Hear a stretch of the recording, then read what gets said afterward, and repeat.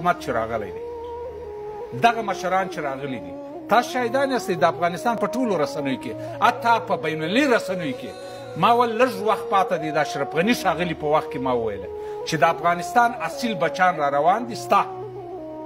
او اوس ډېر ژر به راسي دغه اوس د افغانستان زه که دا هر څوک زما سره په دې انتقاد لري بیا زه حاضر یم چې مناظره هم ورسره ولرم دا د میرویس نیکه لمسیان دي د احمدشاه بابا بچان دي پر دې باندې ولیشت خپله خاوره ګرانه ده مشکل به په داخل کې لرو بهرني دي په ما کار نه لري دلته مسله چیرې پر دې حکومت مو غږ کړی دی چې یو خپل د صفوفو څخه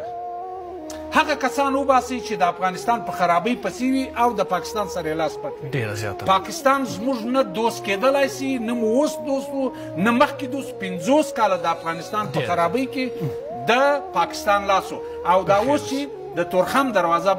بنده ده اوس د غلام خان دروازه بنده ده اوس د چمن دروازه د بولدک دروازه بنده ده دا د جناب مولانا صاحب بل نوم نه ورته کارومه خو علم ته مې احترام دی دا د مولانا صاحب خاصه توفه